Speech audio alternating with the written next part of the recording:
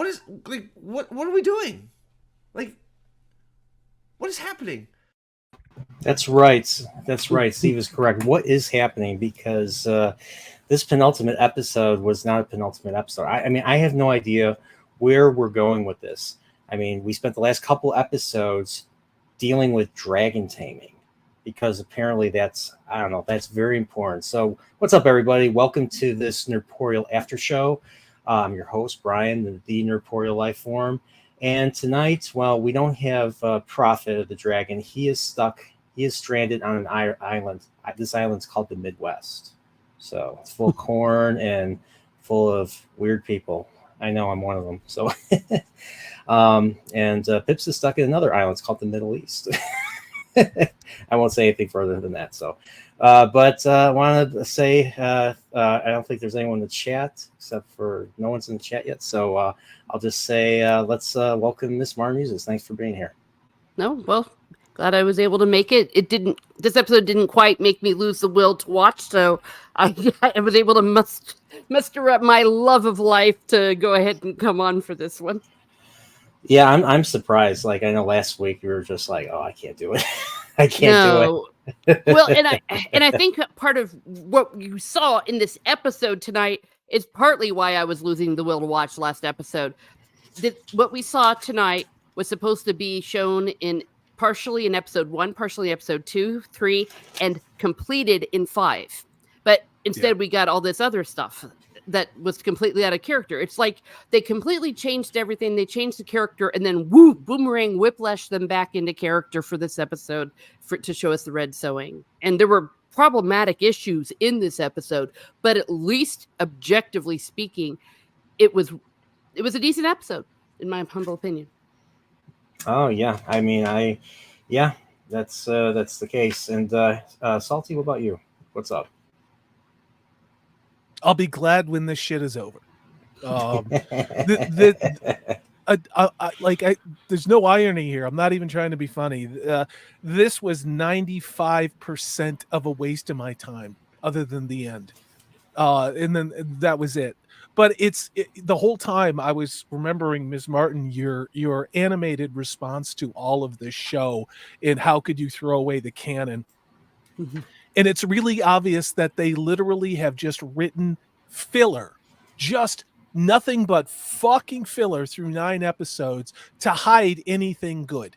And this episode was another example of that. Yeah. So I agree, Salty. By the way, we have Adega from the X side. So someone on the X side actually is real. It's not just bots. I'm happy. And then we have a certain Grayson straight from Japan.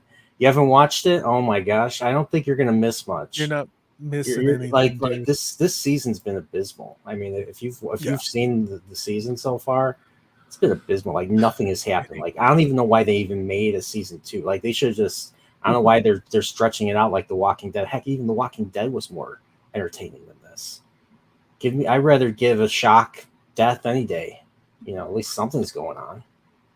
It's just when you start looking at all of what we've endured, all of us here have endured, you read the fluff filler writing to give all this screen time to your female characters to make them look, I don't know, to make them look strong, but it's only made them look weak and indecisive. And then to shit all over Damon, like and then this episode to make him a coward and a liar because men are either stupid or evil. I mean, mission accomplished, Condon. In HBO. Yeah, let's talk about Damon. Let's get his stuff. Let's rip his bandage off right away.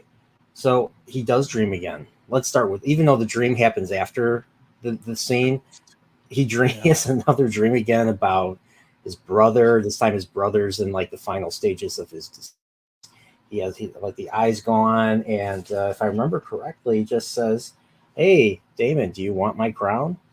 Okay, how many times? I mean, if he dreams again next episode, I'm gonna lose it. Like that's all he's been doing for like the last half of this season so far, I think, or since episode 4 maybe. Yeah. but like that shot of him slaying or executing the Blackwood guy, it was Willem? terrible. That was Yeah. terrible. That was a Like he did it- disgrace. That was like, how did they leave that in? Like that was clearly not.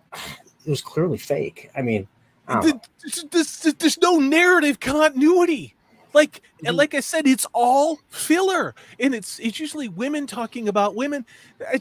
But Damon in particular, it seemed they completely emasculated him, and now he's just infantilized, and he's like Uh, I don't even hate the show. It's just dumb. It's just Tari- the show is dumb. Teresa, did when Damon went to like the Riverlands and all that, didn't he have like people with him? Like he wasn't Yeah. just by himself. Well, he went there, he took it, and they rallied to him. Yeah, so that was it. That's what I'm saying. Some of what we saw should have just been in episode 1 or 2. And there was none of this conflict, none of this, oh, I've got to execute this guy and Oscar Tully. None of that. He rallied them. He got him.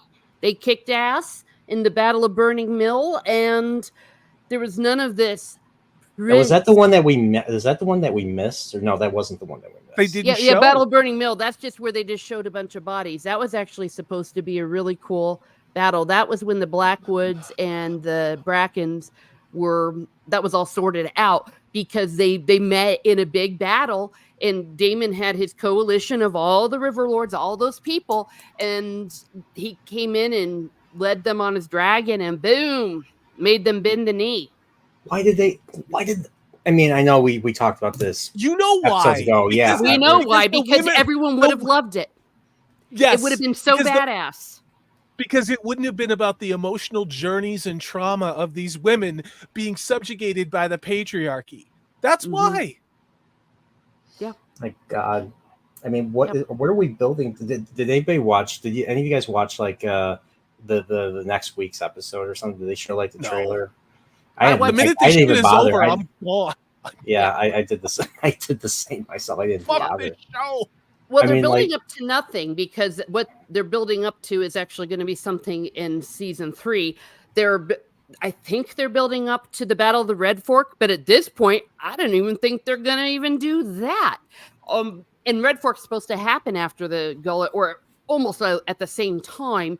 They showed the Winter Wolves, okay, but that's not going to come to fruit also till season 3. So what? We're just supposed to get excited, I guess. I honestly, Are those the gray don't bears know. that you're talking about? The Winter Wolves, the graybeards that they were talking about earlier in the season? Yeah, the ones that were coming down. They showed them crossing the bridge at the phrase. That's probably going to be one of the last scenes of the episode, from what I gather, because nothing's going to happen with them at this point. I don't think they're even going to show the Red Fork, though. They're just not going to do anything next episode. I do not know what their climax is going to be for this season.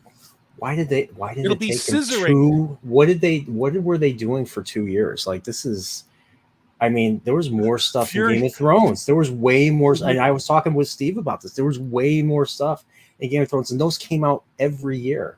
Why is HBO allowing them to have 2 years to do this? And they're giving subpar content. We were talking about this over the weekend. I honestly think, I mean, if you look at who the writers for this are, and you look at the fact that, again, Condon was the solo showrunner, it just feels like a bunch of diversity hires were given jobs to write things. And it's just like what we saw with Wheel of Time and Rings of Power when you look at the writers' resumes.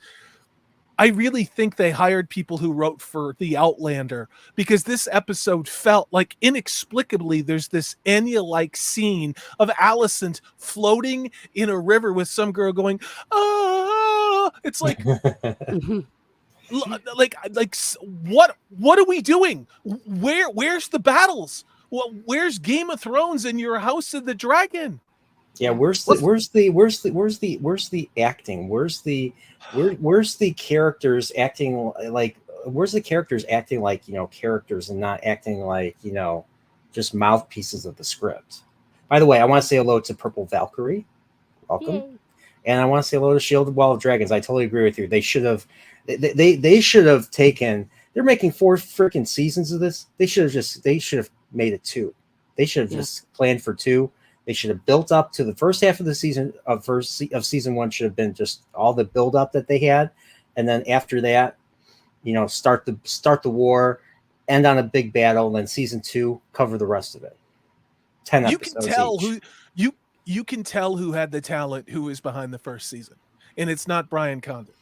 It's in every episode.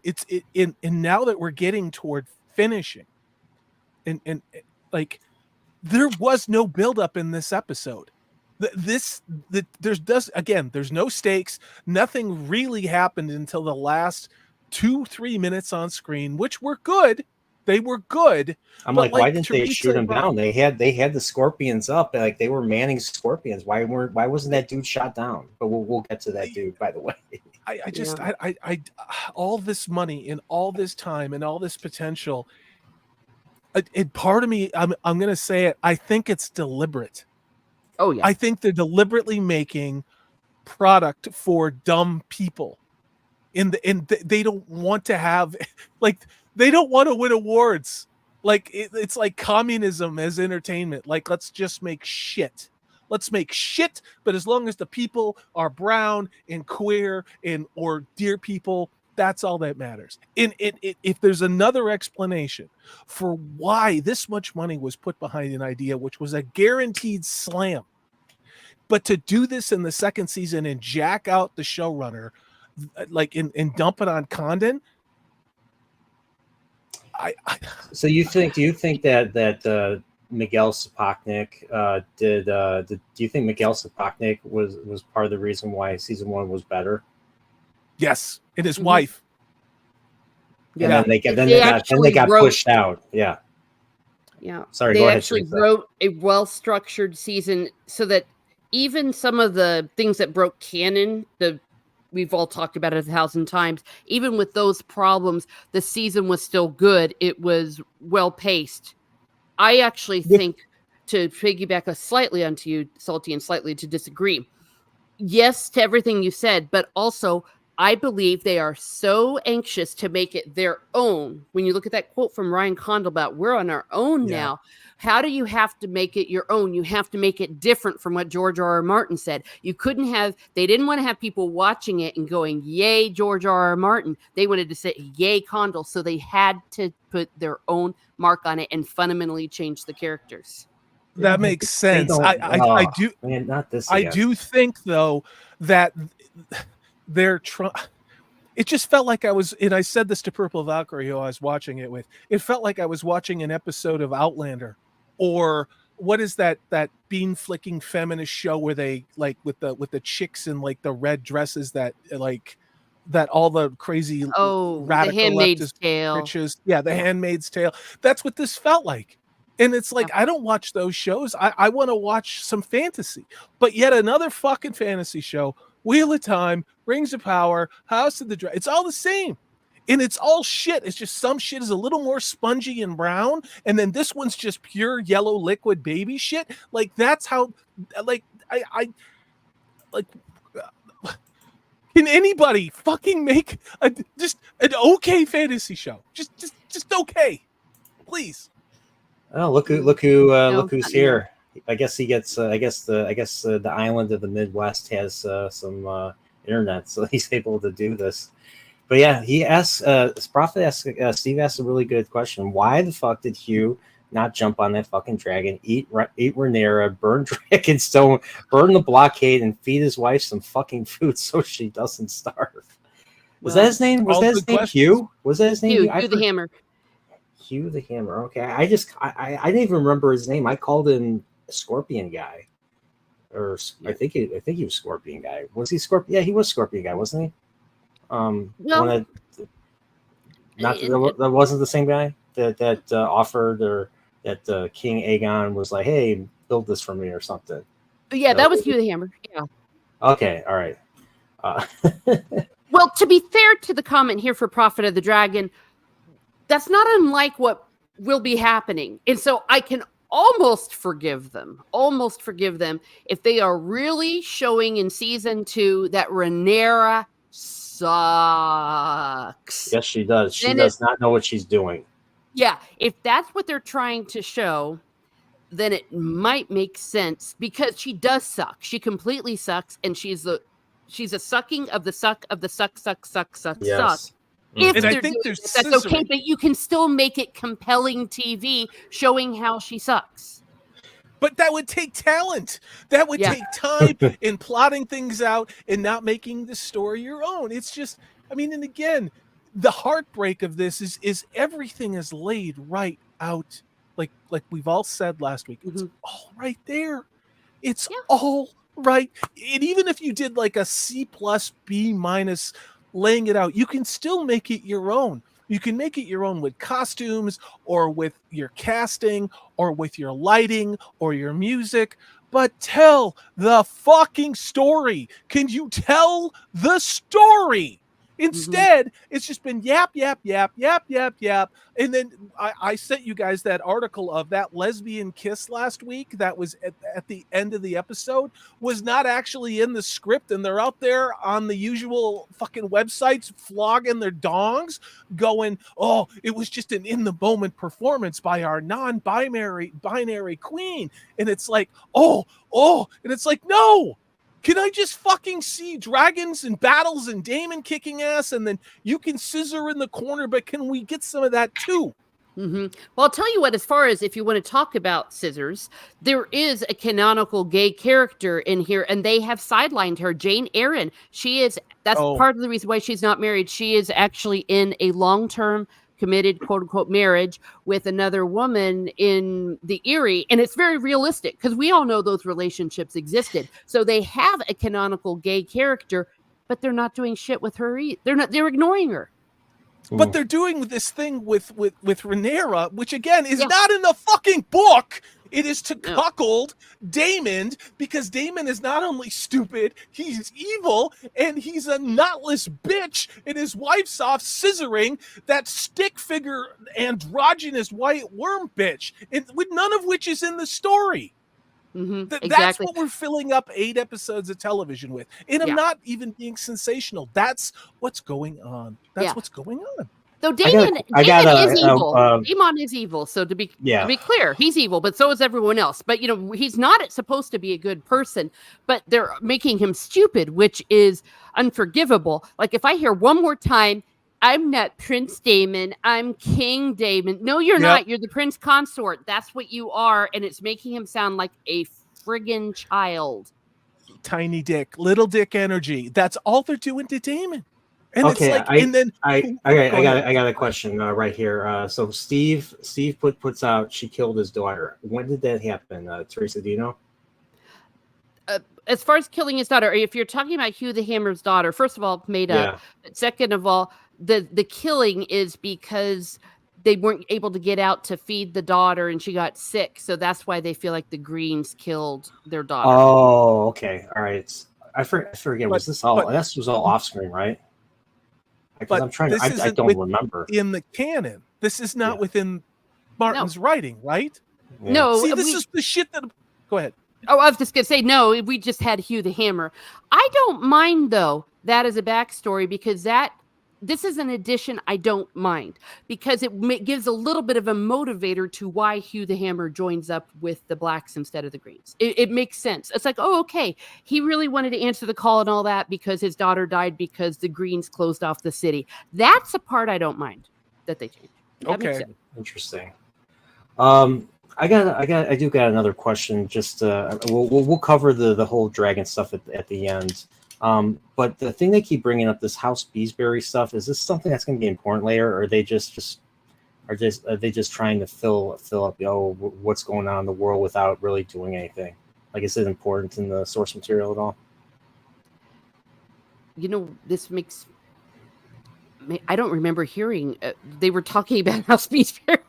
Yeah, so they're talking about like because I rewatched the scene. Like, this was the very final scene where they had the council meeting and Aemon's just not really paying attention, and the other dude, Lord Wilde or whatever his name is, the one with the beard, it's basically just Lord Wilde and Lord Larys or something.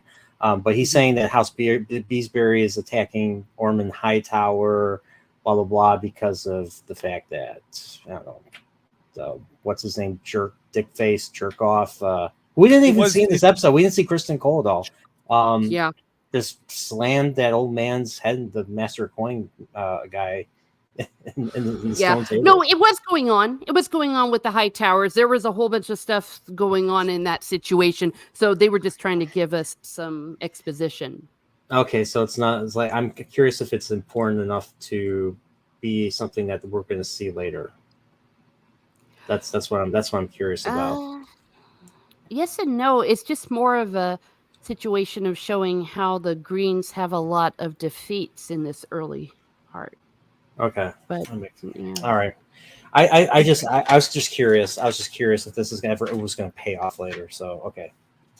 Can I ask a legitimate question of my fellow panelists? And that's, are you emotionally involved in any way with anyone at all? Nope. Like, do you give a fuck about anything or Nope. anyone? Because Nope. I don't. Like, Nope, I don't. And it was different, with Wheel of Time. I think it was I'll speak for myself. It was the cumulative rage of watching these characters go off tangentially. Teresa, when you say that, Condon wanted, and I'm not doubting you, Condon wanted to put his own mark on this. And I think what that means is he didn't write very well, spread his cheek and dragged his ass all along whatever script there was. And now he's putting it on the screen because I don't care. I don't care if the blacks win. I don't care if the greens win. They've denutted and neutered Damon. They've made Rhaenyra look like an idiot. The dragons look great. If someone wants to do a super cut where it's just literally just scenes with the dragons, then we could probably get like 20 minutes or 30 minutes of a scene. That would do for season 2 because everything else is fucking extraneous. It is extraneous. I agree. Well, in the show, no, I don't care. The closest I come to caring is Jace in the show. But the characters that you actually care about in the books, you care about Joffrey, who they made into a baby, so he's not going to be big. You care about Baela, you care about Rhaena, you care about Jace, and you care about Aegon the Younger. And that's really it.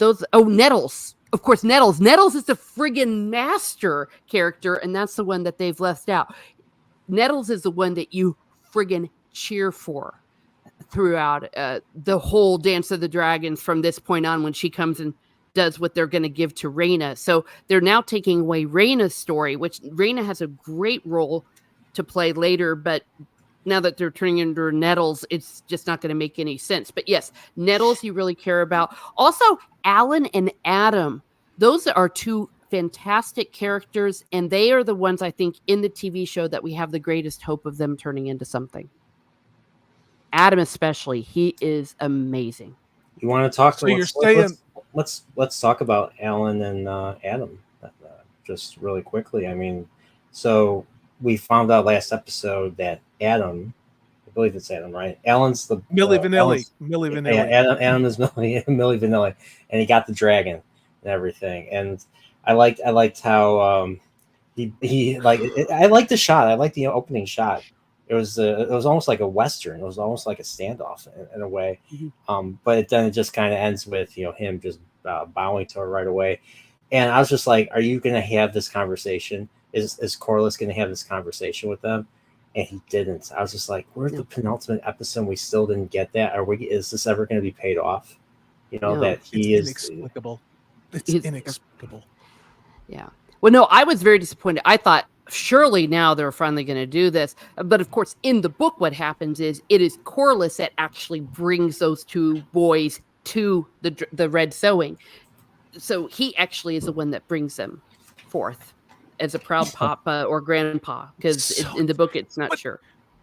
Everybody has to be a bad dad. I mean, again, it's like there's no hyperbole in this. Like, you can see it. Every fucking decision, it is now worn out. It is so obvious and so tired, and it turns, I don't think just me off, but I'm like, oh, fuck this show. Like, it's just agenda. Oh, woman arguing, women, men bad. Just like every fucking 4 years I've been watching this shit. I mean, it's just like, I I'm spurging out, but at the same point, to have Teresa, you come in here and you point these very same things out, and you're an objective literary critic. We haven't spent the last 3 years bitching at things together, rightfully so. But to hear you come on and observe this as someone who understands the lore, it's infuriating to see like what we're getting. And then they know that there's the big channels again, they're sucking this show off like all the way down their throat, talking about how great it is. I mean, what the fuck is like, sorry, I don't get it. I have some theories about, well, some of them, if you're talking about the big Song of Ice and Fire channels, there is a reason for that, is that they do get access and stuff like that. So they don't want to jeopardize that, which is to me not honest, but I don't going to completely go there. I think that a lot of people genuinely want to like this show, and they're in denial. People were very much the same way with Game of Thrones all the way up till season 8. They were saying, surely they're going to do this. Surely they're going to make it better. Surely they're going to turn this around in season 8. So I can understand that. But what really shocks me about Corlys is, let's just say it, he is a black man. I'm surprised they're doing that to a black man, to be honest, because usually in the oppression Olympics, they won't do that. But it's age. It's the dad thing. If you're a dad, regardless of race, if you're dad, you're shit. In the way Hollywood looks at black fathers and white, like any father, doesn't matter what the race is, unless it's a gay, like two dudes, then they're both superheroes. Like, but that's why, Yeah. Well, to be fair, that Leonor was super gay and he sucked. He was a terrible father. He was. I've heard that. Yeah, I mean in the TV show, the way that they portrayed him, in the books, it was really kind of rather neutral. But it's interesting that they first of all took away Adam's claiming scene, because Adam claimed sea smoke, not the other way around. He was supposed to be badass in the Red Sewing, and Alan tries to claim Sheep Stealer, who now they have for some reason in the Vale because they took away Nettle's story, and Alan gets burned trying. Oh. So. Adam gets one, and Alan, it gets deformed. He kind of turns all Phantom of the Opera. But Teresa, do you think those decisions were made for a gender reason? Like this?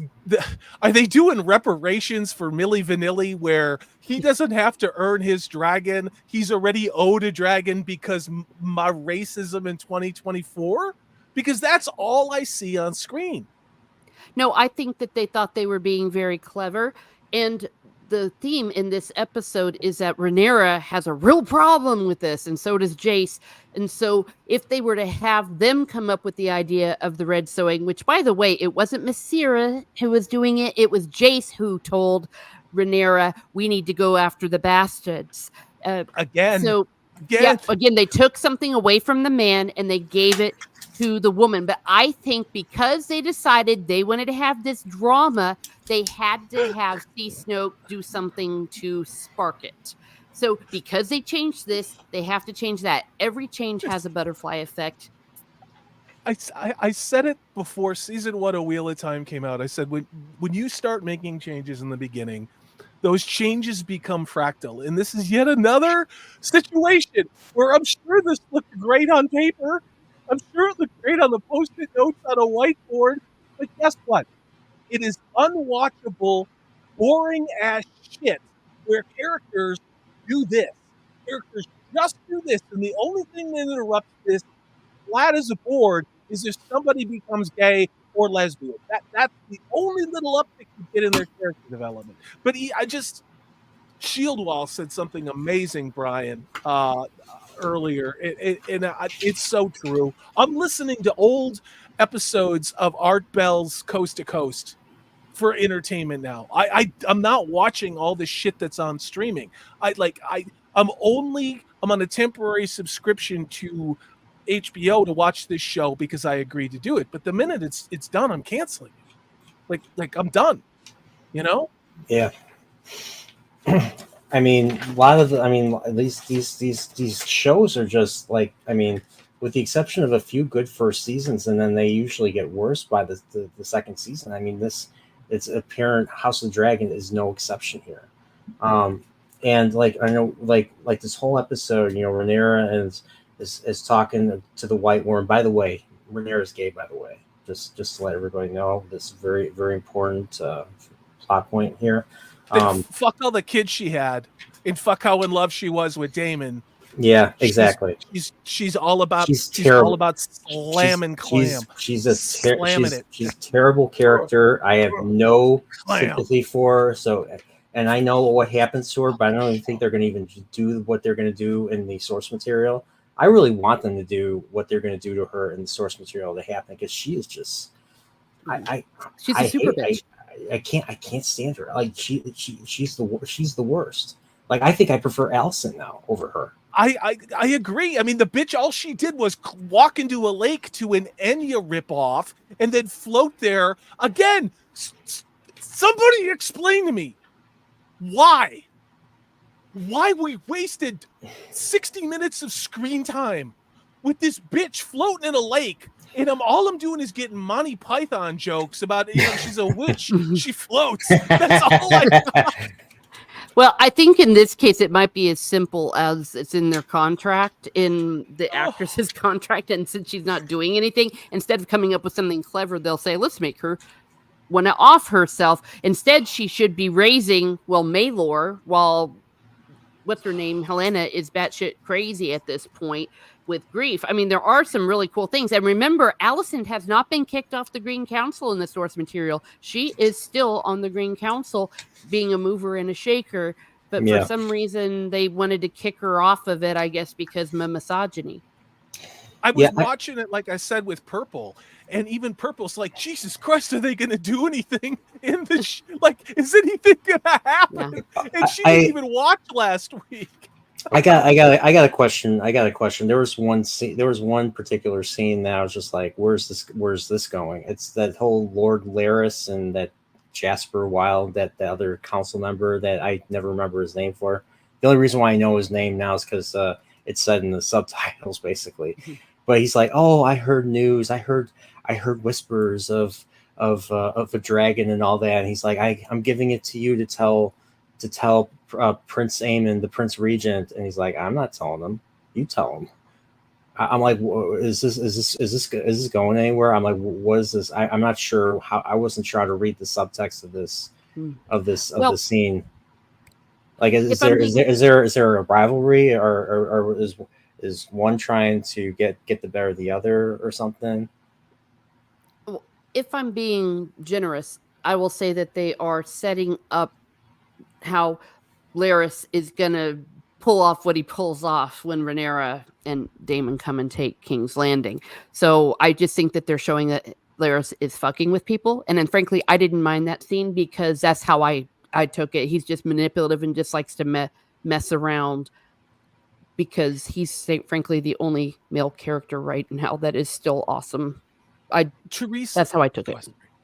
Teresa, is it what's going on with Aegon and Aemon versus the source material? Because I did not expect it to be like this. Do you think it's incompetence of the showrunner and the writers, or do you think there's since everybody just fucking talks and it doesn't mean anything all episode, do you think that they're doing it? Is it incompetence, meaning they don't know how to do it, or is it negligence where they're sidelining him? Wait, sidelining which one? Aegon or Aegon? Oh, no, they're not sidelining him. Actually, I love everything that they're doing with Aegon. Okay. Because they are doing everything perfect. My only problem with what they're doing with Aegon and Aemond is that they tried to have Aemond take him off the planet Earth. But no, I am 2 thumbs up. What they are showing and what they are building toward with Aegon and Larys is 2 thumbs up. And that's why I said that this episode was not bad. Even standalone, it's rather good, because when you look at some of those pieces, it was so well done. So no, the problem is, and I don't know how they're going to deal with this, is Aegon's going to disappear, because Larys and Aegon are going to be doing some things when Rhaenyra takes King's Land. Spoiler. So But no, Aegon, dead on. Very Okay. well. Okay. Okay, that makes sense. I mean, I was just curious. I don't know. I just like he was just like this whole episode. He was moaning, and they're trying to. It's like they're trying to. They're trying to Steve make him seems better. Steve's really fired up about this falling Yeah. 1000. I know. Yeah, Well- he would be splat. He would be like the flies that hit my windshield on my way to Iowa. I mean, yeah. I mean, Well, yeah. Yeah, that was the show's problem. They changed the dynamic of that battle, but it was still a miracle. People considered it a miracle, the fact that he survived, because he should not have survived. So there was a little bit of he has the dragon, in him, because he should not have survived. But this whole Larys trying to make Aegon stronger and all that, yes, hell yes, because that's going somewhere. They're going to be partners, not in a good way, not in a different way. But then again, this is House of the Dragon, and we've seen what they've done, so maybe they're going to go in that direction. Yeah. What did you think of that scene with I think the best scene in the episode, or the scene that I actually felt something was, believe it or not, Jace calling her fucking out. I was like, thank God. Yeah. I was like, yeah. Mm-hmm. He's like, I know you're just. She's like, so you're. I was hoping I hope you call her bitch. Like I was hoping something would happen and everything. So. Because it's like you started this shit. You this is on you, and everything. So I don't know. And then wasn't it his idea to like get like the other heirs or look into it in like a couple episodes ago at like the end of episode 5, and now he's saying, oh these are bastards. How can you trust them, and all that, which makes sense. But I'm just curious. But the continuity of the characters, and we've talked about it before, it doesn't there's no narrative through line for any of this shit through the season. It's not there episode to episode either. Yeah. And there's no continuity. Yeah. And part of the issue is me, because I don't rewatch the episodes. That tells you how much I like. Why would you? I mean, why would anyone in their right fucking mind sit through this more than once? I mean, unless you want to fall asleep. Yeah. That's I mean, this is a good. I mean, even sleep. I mean, fear of sleep. It's not fear. Not fear of sleep to fall asleep to this. That's just how. That's how I feel. Well, before you move, I'm sorry. I wanted to speak to that point about the Jace scene. I didn't know if you were moving on, but I liked the fact that they added this because they had to have that scene. Now, I thought it was a little bit ridiculous how he's so upset, if you will, about the whole bastard thing, but it kind of made sense because it was so ridiculously obvious in the TV show that they were not Laenor's children. In the book, we still don't know. They could have been Laenor's children, though most people thought, because Laenor was white. He could have been. He could have been the father of the children. So they had to have Jace do it. So this is, in my opinion, a rare instance of where changes they made had to be logically addressed, and I didn't think they did a bad job of it. Yeah, I'm glad they did it. I mean, I'm glad they did it. Otherwise, I mean, it was probably the most powerful scene in the episode. It was only a few minutes. It was only a minute, so whatever. All right, let's talk. Like, I want to wrap this up, so let's talk about the meat of this episode. The recruiting of the bastards, basically. I don't know what was it called again? The Red Sowing. Why is it called the Red Sowing? It became the Red Sowing because so many died. Oh, okay. Okay. Yeah, it got nuts. I liked how like there was some good tension. Like I liked how the Dragon Tamers, I forget what their order is called, Order of the Dragon Tamers or whatever. They're speaking Valyrian. They're like, this is blasphemy. We're not taking any fucking part in this. And then they go off, and like they said, everything started to go wrong. First it was a deformed guy that they brought forth. They roasted him. They roasted a whole bunch of other people. And the two main dudes that we see, what was his name? Hugh. And I call this other guy, this wretch of a guy, I call him Tavern Guy. I don't know what's his name is. Does he have a name? Ulf the White. Ulf the what? Oh yeah, Ulf. Yeah, of course, Ulf. I wrote down.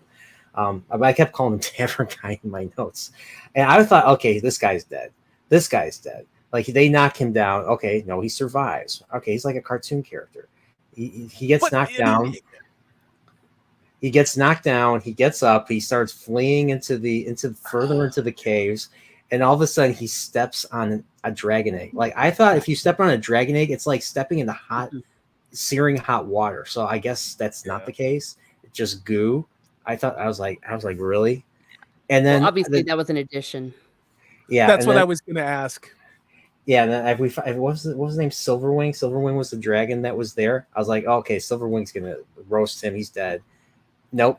Silverwing just knocks him over and then just kneels. I was like, really? Really? They know somebody, and I don't know who it was, wrote those scenes, blocked those scenes, shot those scenes, edited those scenes, so it looked great. It was fucking like that.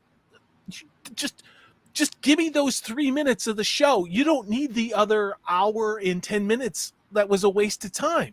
You could have just shown that. I mean, because nothing else in that episode mattered. Like nothing mattered. I agree, and I agree with Shield Wall. It's just like Teresa. I mean, you knowing the source material, you've expressed why you think they've done certain things, but is there anything about that red sewing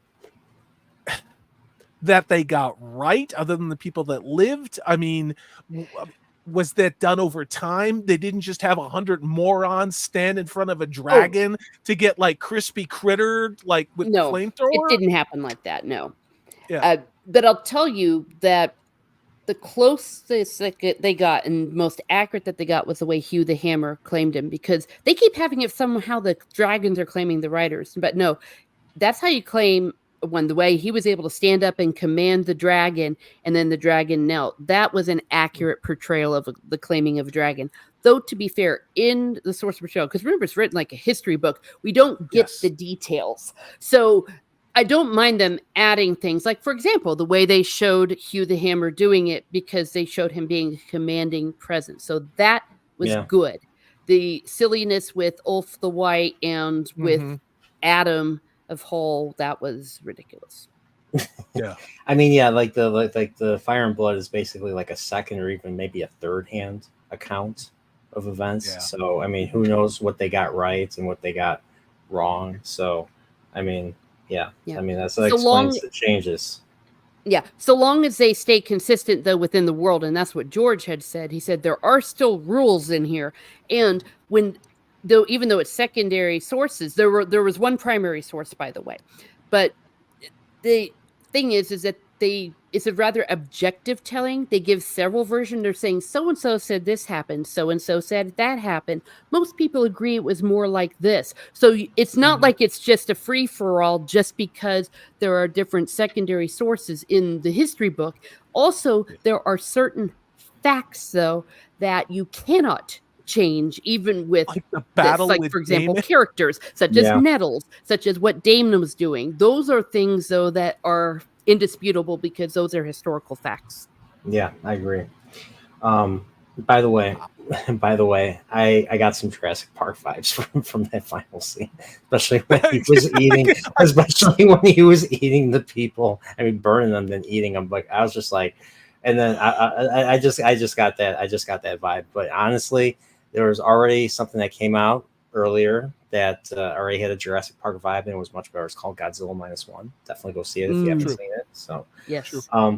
But I think that's really much it. I mean, the final part was just Aemon riding with Vhagar, and they're following Silverwing or something, the guy on Silverwing, and then he pulls back because Silverwing goes to Dragonstone, and then we just see Rhaenyra there looking at the camera or looking past the camera or something, and it just ends. Stolen valor, unearned, all unearned. That's what I screamed. It was like, you didn't earn this. Your competency and your leadership did not bring you to this situation. Your fucking son. Okay, I just it just makes my skin crawl. Like, here's your participation trophy for being a queen. So is there going to be any? I mean, I'm just curious if there's going to be any action in the next episode in the season finale. Is there going to be a battle or I'm gonna have to watch? I hear they're trying to do the Red Fork, but I don't even know if they are going to be able to pull that off. So I'm not sure what they're going to do next. I mean, I'll have to watch the trailer for next week, but I'm not sure where they're going with this. Like, now they have a couple more dragon riders. What's this mean? Are they going to attack? Are they going to try an attack somewhere? I don't know. I do know that it's possible that a certain scene with Aegon the Younger and Viserys the Younger will happen, and they're going to give Aegon's role to Baela, which really pisses me off. So, that's a whole other different ball game because they're too little Aegon is too little to play the role that he's supposed to in what I think they're leading up to. But they did something ridiculous. They had Rhaena leave her brothers to run off and do what? Oh, she came across more bones. Apparently sheep stealer again. This exact same scene we've already seen. So I'm like, okay, rip off the Band-Aid. Tell us that you've cut out Nettles. But we know they've cut out Nettles because she's not even shown up. But they didn't even have her take Nettles' role in this episode. So I think maybe they're just going to save that for next episode. Oh, you've heard it here first. I've got it. When what happens with Aegon and Viserys, we're not even going to see Rhaena claim sheep stealer. Just out of the blue, Rhaena's going to swoop in. That's what's going to happen. You heard it here first. That's going to be the action scene they're going to have. Well, why would you need to tell the story? Because first of all, it's a woman. Second of all, it's a diverse woman. Of course, she's just going to get like, here's your reparations. Here's yet another diverse character who gets what they're owed as opposed to what they have to earn. Well, like, and I don't know if these. Go ahead. Oh, they've left out the character that does that, which is Nettles. Yes, because Nettles. Well, she's like an Eponine Gavroche kind of character, and when she claims sheep stealer, it is like hugely triumphant moment that. Oh, and she's black. You see, that's the other thing. She's the canonical black character, and Rhaena, even though they made her black, though she's supposed to be white. Yeah. That she actually does something pretty cool. It would probably be in season 3 or 4. There's actually a very beautiful thing with Rhaena. But yeah, you're right. They're going to take it away from Rhaena and think they're actually making Rhaena look better when they're actually making Rhaena look worse. I'm not going to watch next season, guys. Like and not that I don't love you both very dearly. I can't wait for this to end. It's a disappointment. I gave it a lot of leeway on episode 1. Episode 2, I was like, come on. And then episode 3, it's just like, all right, I see what you're doing, and it's not very good. And now here we are, episode 7. And it's been great talking with you guys and Teresa, you doing these lore dumps and us having some laughs, but I haven't enjoyed this experience of watching this show, and it sucks because I don't want to hate things. Like I don't just hate things to hate things, especially for Wakazashi's Tijos who says I'm black-pilled. I'm not black-pilled, but I'm not lowering my fucking standards to consume product, okay? Because it says House of the Dragon. Well, and if you don't enjoy it, you don't enjoy it. You cannot fake that. So perhaps some might, but it's very hard to fake that. Yeah. You're not the first person that I've heard say that this is going to be the last. I mean, I was actually going to drop a video tonight, but after the episode, I had to frantically change the scheduling because what was supposed to happen tonight didn't happen, because that's how much they're just pulling things out of their butt to stretch it out. So that's what's doing. I'm not going to watch it. Well, how's this? We're all going to be in the retirement home by the time the next season comes up because they have too much space between the seasons. Yeah. I mean, they're filling it right now. They're filling it with the Night of the Seven Kingdoms. That's confirmed next year, and I'm worried about what they're going to do with that. So, I mean, but they'll roll out that other. Sorry, Brad. Yeah, I'm worried what they're going to do with that.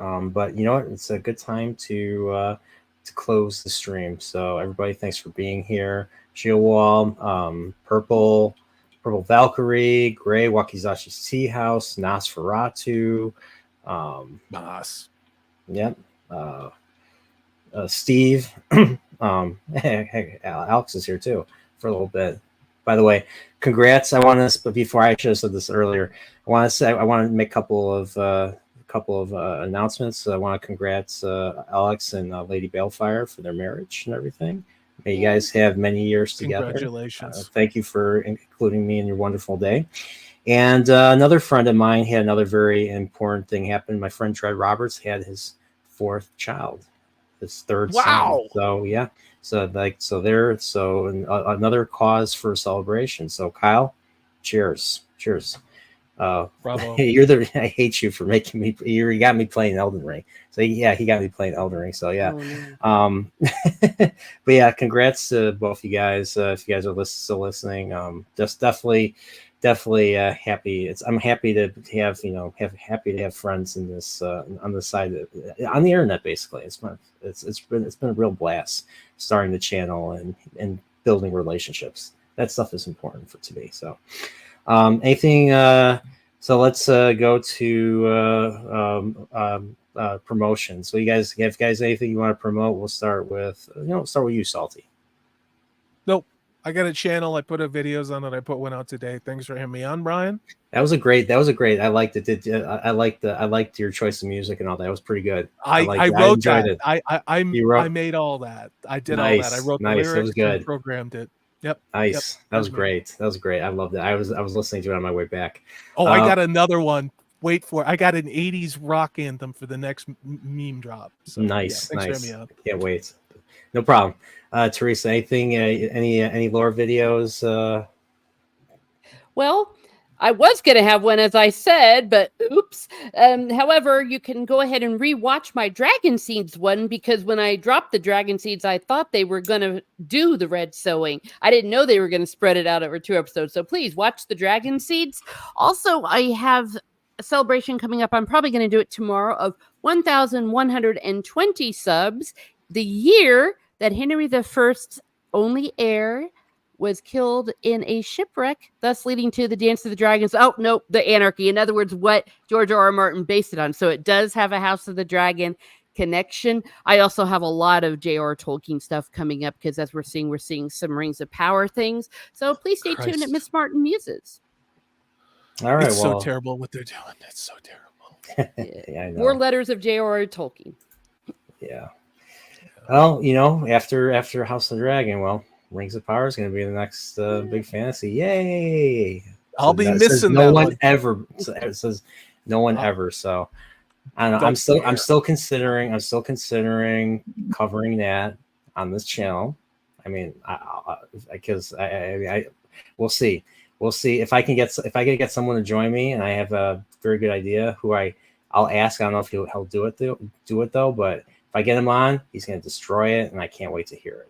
I'll probably be listening the entire time. So, but I do want to get back to making videos. I know I say this every time.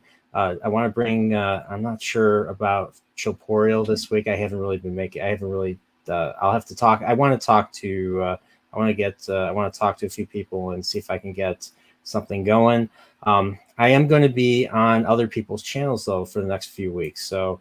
I know this Friday I will be on RNG Gaming's podcast. He's another fellow Chicagoan who he has his own channel. He mainly talks about video games, so he's going to have me on, and we're going to it's going to be a nice conversation, just talk about just talk about me and him, and being in Chicago and being in Illinois and all that, and talking about our history with video games. So that's going to be on Friday.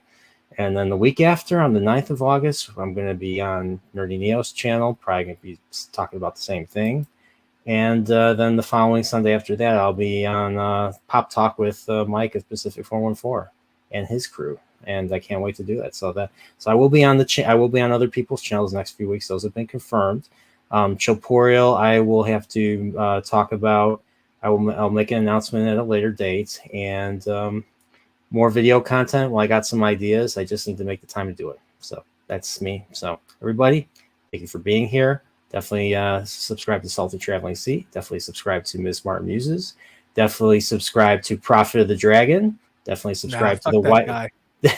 Definitely subscribe to the White Cloaks, and everybody else here. So other than that, guys, take care.